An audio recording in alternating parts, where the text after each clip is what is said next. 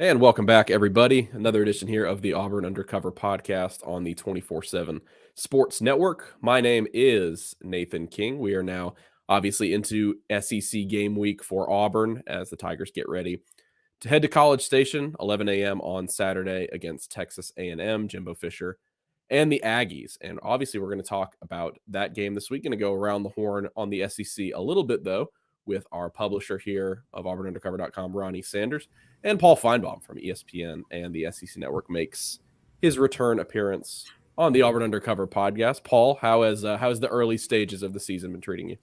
It's been pretty fascinating, Nathan. Every week there's seemingly been a meltdown. LSU was the first week, Alabama the second, and Alabama the third. For sure. What do you see happening with Saban after the season? I mean, how much longer do you see him going? I think he's at a really critical crossroads, Ronnie, and I think in many ways Saturday against Ole Miss may be the barometer of which way it goes, because I think if they survive that game, then they can maybe figure out some problems and try to lay it all down against either A&M in 2 weeks or Tennessee in 4 weeks or LSU in November. But if this game goes south, essentially the season's over. I mean, Alabama doesn't play for, good bowl games. They play to win championships. And I don't think you can make a very strong case that they would. Frankly, I don't know how you can make a case now that they're going to be a championship team, but you guys live in Alabama, so you understand the mindset. So, I think a loss Saturday and then another one quickly after that somewhere, and then the questions just start to mushroom. And what's really surprising is that the questions they're coming up now. I mean, I'm on a show like ours, where Nick Saban has always been bulletproof. People are legitimately wondering, is this the beginning of the end, or is this close to the end? And I'm one of the few people around. I mean, you guys, I think, have one working for you, so I don't want to act like I'm the only one. But there are not many people still working in a viable fashion who covered the end of Paul Bryant 40 years ago. There are some similarities.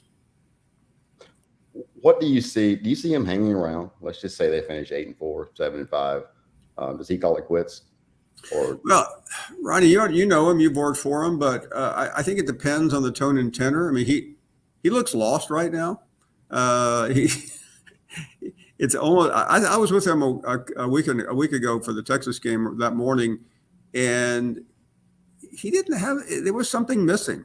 It was like visiting, when you were young, visiting your grandfather after maybe an illness, that he just didn't quite have the bite. And either Saban has moved on, which seems unlikely, or he knows what serious problems he has on this team and he simply can't cope with it. And I don't think he's moved on. I think he's still got it, but he's got enormous talent. We had a guy on yesterday, Ari Wasserman from The Athletic, who's a guru of rankings and power. And he said going into the season that Alabama may have had the most talented team per star ranking of any team that he'd ever seen. And we're looking at the result right now, a team that took an interception and a last second score to comfortably get ahead of easily one of the worst clubs in college football, and that was South Florida. So I've seen crazier things, but you have to start thinking that this season is about to go off the rails. I watched a little bit of his press conference after the South Florida game, and he really didn't look like the same guy. He really kind of looked, like you said, a little bit lost. And I've talked to a number of people around him, or that have been around him for the past several years, and the same things keep coming up. It's, he's gone through so many coaches and it's been so long. He has an issue hiring guys that he doesn't really know anybody, because he's kind of isolated, at least based on what I've heard. Why do you think about this? We are 3 weeks into the season, and there's already a controversy at the offensive coordinator. I don't know how you can sugarcoat it. Tommy Rees has been a bust so far. I've never. I've covered some terrible coaches in my career. Really clueless people. And I've never seen anybody mismanage a quarterback situation this early in the season. Yeah, and a lot of people point back to Alabama when Coker started, Bateman came in, and then that took care of itself pretty quickly, and they won the national championship. So I mentioned the offensive coordinator. You've already have a controversy at defensive coordinator. I mean, what Lane Kiffin said this week about Kevin Steele perhaps not making the calls, Saban didn't deny that.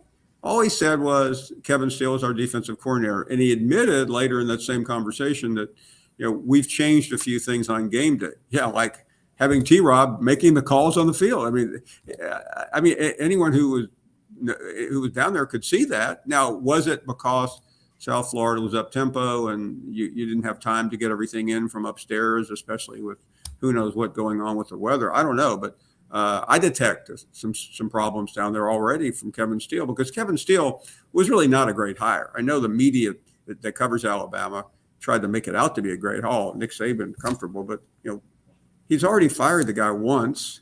He let him go another time, and now he brought him back because he couldn't hire Jeremy Pruitt. I mean, it's going to be interesting to see how that develops. I mean, what happens if he goes to Auburn and loses the Iron Bowl? Yeah, I mean, I think that's probably to be determined. Really, what Auburn's all about, and I know we'll get to that in a second because I don't know, but I mean, for Nick Saban, when you have to start explaining, well, he's done this, you don't need to do that. I mean, I get people on our show all the time, guys. Well, Nick Saban. Hey, buddy, I was there at the beginning. I've covered every game of Nick. You don't need to tell me how great he is. What you need to tell me is what's he going to do now, and nobody knows. I just did a deal with Stephen A. Smith, who's like the biggest Nick Saban homer I've ever been around on First Take. He said, "I don't like this team." I mean, if people are looking for exits, trying to get off because nobody wants to be associated with it, and I mean, I think there's enough talent on this Alabama team to win big games, but is there enough to win consistently? I don't think there is. I brought up Auburn. What do you see this weekend, and what does it mean for Auburn? What does it mean for Jimbo? Yeah, well, let's talk about Jimbo. An Auburn win out there, and where does Jimbo go? I mean, seriously. I mean, you look at you got Arkansas next week, if I'm looking at my schedule correctly, and then Alabama and Tennessee. If he loses to Auburn, he's very likely to lose the next three. And at that point, I'm giving you the Armageddon scenario. I think it's going to be more difficult for him to survive. But on the other hand, I still think they have a pretty good team. You guys need to tell me more about Auburn because I haven't seen a lot of Auburn. I've seen a little more of A&M, and I think offensively they have a lot going for them. So to me, this is a pretty good spot for A&M. Well, and Nathan could jump in here in a minute, but after 3 games, I don't think we know a lot about Auburn. You've got so many different so many new players on the team. You've got so many new coaches. You've got so many new people around the program. I'm not sure that these guys even know how to play together. And you look at the first game, you didn't get anything out of that. The Samford game was a Samford game. I mean, I don't think we got much out of that. And then you look at the Cal game, and they were fortunate to win and didn't play very well. So I think this weekend says a lot. I think I looked it up the other day. I think Auburn's 4-1 in College Station, so it should be interesting. I don't think there's a tremendous advantage for. I think Texas A&M has the advantage, but playing at 11 o'clock. We did our show last Saturday morning, and we went into the stadium at the beginning to the last 30 minutes, and we're talking 10:30 in the morning in Starkville, Mississippi. On a 90-degree day, there was no atmosphere. I mean, this isn't Kyle Field at night. And I happened to look at the forecast. I don't know if you guys have seen it for College Station. It's getting cool where I am. I mean, I walked out today and I was shivering. I think the forecast Saturday is 98. So you're talking about half of that stadium being in, probably 95 degrees, heat index of 110. I mean, I don't think the atmosphere is going to be too exciting. Do you? I agree. Well, Kyle Field is always one. I've only been there once, but and you guys have probably been there a lot more. It doesn't have the same, I think, decibel ceiling that maybe some others do. I haven't been there for a night game. The only one I was there was when Auburn did win, but rowdiness, I don't think is Nathan. It's like a lot. It's completely different at night. I mean, it's really okay. It's got a vibe at night, but I don't know how many stadiums do have a vibe at 11 o'clock on a 95-degree day. LSU may be the only one. Well, I remember us playing when I was at Auburn. We played at Ole Miss, and of course, you remember how the 11 o'clock games went when we were at Florida Ball. I believe the Mississippi State game where we got fired was at 11 o'clock. Right, exactly, it was. But I remember being on the sidelines at Auburn, and we're playing at Ole Miss, and I mean, it was an 11 o'clock game, and it was just kind of a, other than getting pelted by whiskey bottles along the sideline, it was pretty dull. Yeah, I've been to 11 o'clock games in Tiger Stadium, and you saw what happened last year. Tennessee won by 28, and then of course I was down there in 2001 when the whiskey bottle missed me and hit Tuberville. So it's a totally different story. It's completely. I mean, and you mentioned Tiger Stadium. I mean, LSU at night is a completely different animal than at 11 o'clock in the morning. Even at 2:30, Tiger Stadium at night is a completely different atmosphere. Talking about Auburn, how do you see the Georgia game in 2 weeks? Yeah, I mean, I think assuming Auburn survives this game without just completely imploding. And that's not a great analysis there, but let's say they're competitive, win or lose. I think that game sets up really interesting because there's a real concern at Georgia right now. They lost one of their key linemen, I think Mims. That's a big deal. People tell me inside that building that is not a minor injury. Insiders always look at things a little differently than those of us on the outside. Georgia can afford injuries more than any other school, but still. And they have to be questioning themselves right now about where is this program? It was a rough off season, if there can be such a thing, but it was, and it doesn't. The start of the season's been pretty shaky. There's no reason why Georgia should be in trouble against South Carolina, and I mean, there's no reason whatsoever. That's not a game you look at like Samford. I mean, that's a legitimate rival. It's also a school that beat you about 4 years ago in your building. So, I mean, I didn't understand that one. So I saw more. I didn't see the first half. I saw the second half when they played well. So I'm at a disadvantage. But I mean, I think that could be a big game. That's a 2:30 game if I remember. So I think that sets up for a really big moment for Hugh Freeze in his tenure there. Because of the importance of that game, the weirdness of having that game bounce around the calendar like it does. I mean, I don't know about you guys, but that game where it was in mid-November was about as special as anything on the calendar. Absolutely. A little bit like the Tennessee game, third Saturday in October. Exactly.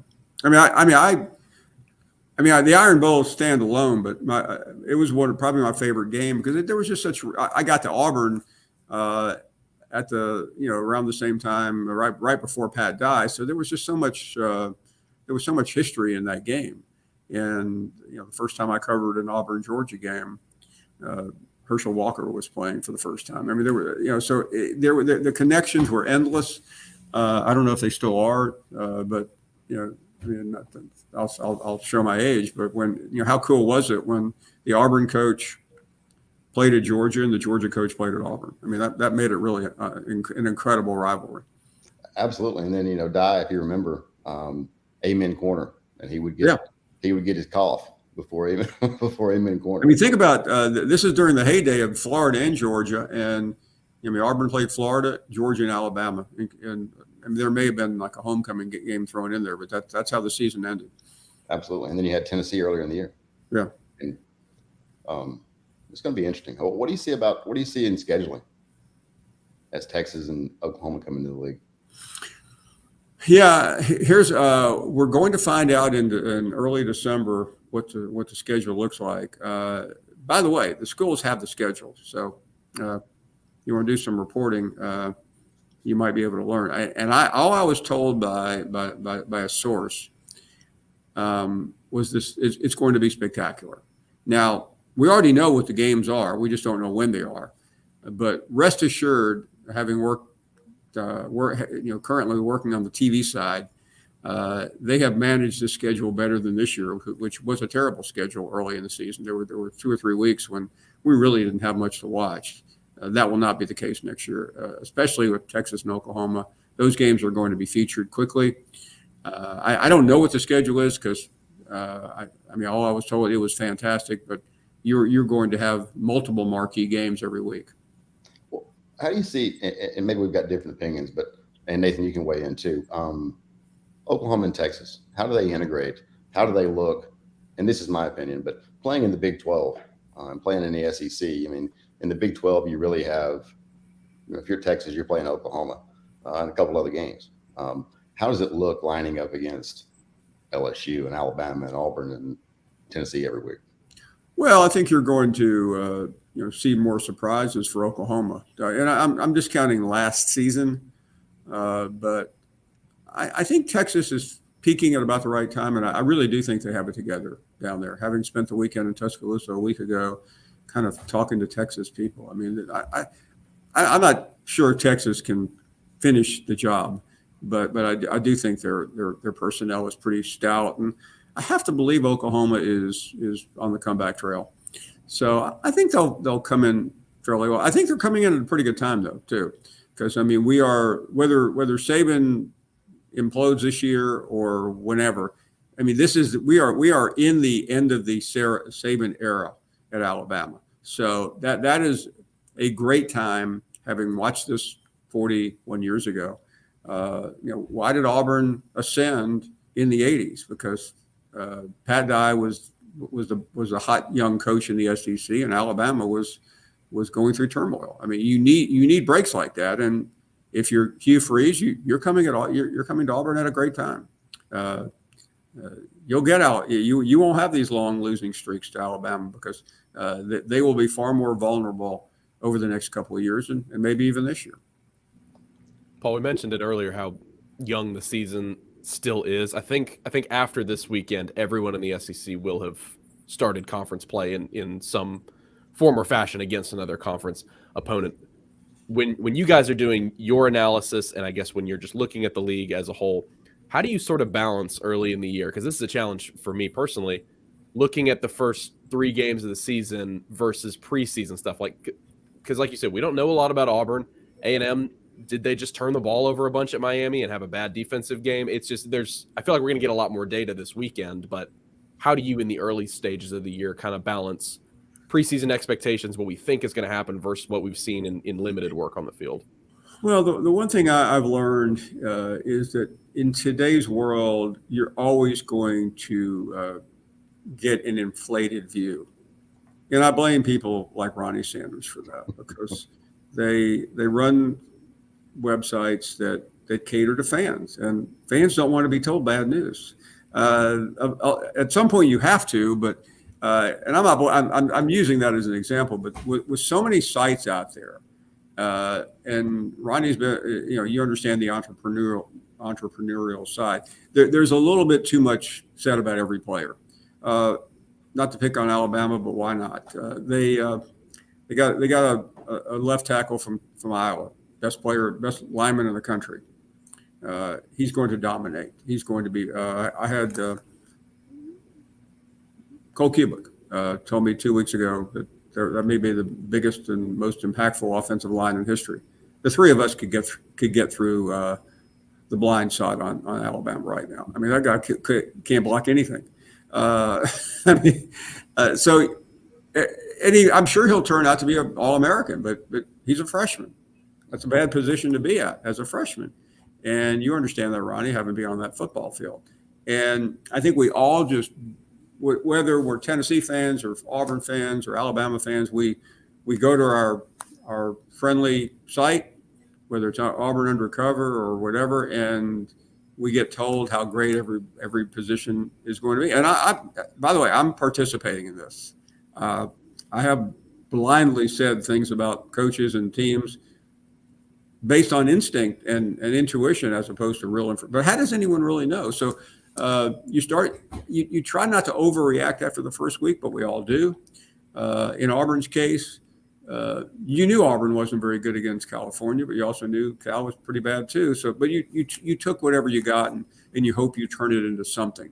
And you hope you don't have a Utah in the first week of the season or Miami or Texas. And fortunately for Auburn, the schedule worked out. I mean, think about Auburn. If Auburn had to open the season at Utah, if Auburn had to play Texas, if Auburn had to play Florida State, what you do, you prolong the inevitable, but you also have a chance to get better. And I don't know if the cliche first week to second week is really true or not. Everybody says it. But at least you get a chance to stay alive. And that's what you want. You don't want the season to be over after. I mean, many people wrote Florida off after the first 30. You don't want to be written off before you get to the first Saturday night of the football season. Well, and last Saturday night against Tennessee, what do you make of, Florida now? What do you make of Tennessee's struggles? I think they have real concerns because I still believe that Josh Heupel is an outstanding head coach and play caller, but he got away with stuff last year. Should have never won the Alabama game. I mean, that was a gift. 5 or 6 plays in that game that Alabama just handed them the game, and then the Nick Saban, Pete Golden defense at the end. We got the most prolific passer in the game who's just destroying us. So why put pressure on him? Let's just let him have all the time in the world to find All-American receivers. So I think they'll bounce back, but that was just a punishing loss. And Tennessee probably should have never been considered as great. But how many programs have fans after the first AP poll comes out who are just belligerent over their team not being ranked? I heard it from South Carolina fans. I heard it from Tennessee fans. I heard it from Ole Miss fans. It's just the nature of where we are. Yeah, I know we're jumping around a little bit, but Auburn's got A&M this weekend, and what? Obviously, there's a lot of chatter about Jimbo and his $70-some-odd million buyout. One of the things that kind of jumps out to me is you look at the coordinators on both sides of the ball. You've got Bobby Petrino on one side, who does not have the most ethical Really? What gave you that idea? reputation. And then on the other side, you've got DJ Durkin, who certainly had his issues. And then you've got Jimbo, who has certainly not. All you're missing is Mel Tucker. Exactly.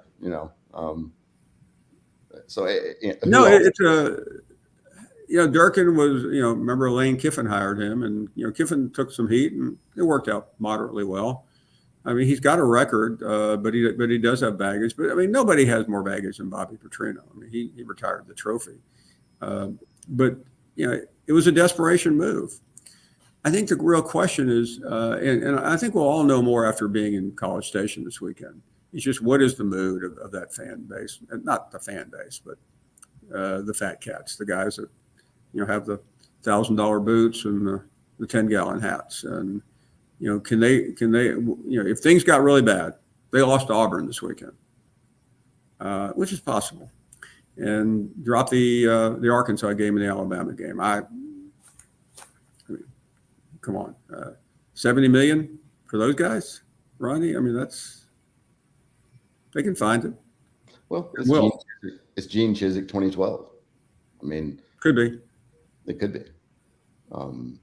It's going to be interesting to see how. Yeah, I mean, Auburn didn't really. Auburn nobody went to Auburn officials and said, "Hey, he did win a national championship." They knew they had to get rid of that guy. That's right, and I think Jimbo is much in the same position. Certainly, if it implodes, and if you talk to people, there's a lot of concern around the program that he's kind of lost control. What was interesting is he had managed to calm it down. With the Petrino hire sucked so much oxygen out that Jimbo's future really wasn't a big deal. I sat with him at media days, and when I brought up his future, he kind of laughed it off. I mean, Ronnie, you know him better than I do, but I mean, that's a kind of a typical defense mechanism. But he had me believing for a few minutes that this thing was turning, and I don't know what to make out of the Miami game. So there's no reason to make too much out of it right now. These next couple of weeks will tell us all we need to know. For sure. Nathan? Yeah, I was gonna say, as much as I'm willing for the sake of this game to write off. And talking to somebody who covers Texas A&M yesterday, they do believe that there are some real defensive issues from that game, just like Auburn thinks there are offensive issues from the Cal game. But again, we can say it a lot of different ways, but this should be kind of an equalizer on Saturday to really let you know where both teams are. I think an A&M win is an A&M loss is a lot worse than an Auburn loss. You're not necessarily expecting Hugh Freeze. We were talking about it yesterday, Ronnie, with the 11 a.m. kick, which, by the way, we've been talking about it here, and Hugh Freeze talked about it this week, saying what a difference from the Cal game, which was 9:30 p.m. Auburn time. This is much more of a business trip kind of element. But we were talking about yesterday, Ronnie, like this is the definition of a loose game for Auburn. Nothing to lose, beginning of SEC play. Freeze said it yesterday. He said it all preseason. How much more talent other teams have than them? Like he's very candid about it. He's saying these guys stack class after class after class of this talent. We've got half a recruiting class and a bunch of transfers, and so I think that can play into Auburn's favor. Really, all the pressure is on A&M. We want to talk about Jimbo. We want to talk about Petrino. We want to talk about the expectations there. I think it's a good spot for Auburn. I'm not sure if I'm going to pick them to win, but in terms of an SEC opener, it's kind of nice to be able to go and play loose in an 11 a.m. game. I frankly think, guys, that Auburn just needs to compete well. I don't expect them to win, but I think the Georgia game next week is far more important just from a recruiting standpoint. From this game will be forgotten about quickly outside of Auburn. And what you don't want is just a disaster and then try to turn around and get ready for Georgia. But you just want to. I've seen a lot of first year coaches, and you want moments that convince your program and convince your fans and mostly convince recruits that you're on the rise. And you don't want to go into A&M, which is a program that has lost its luster, and just look terrible and get run out.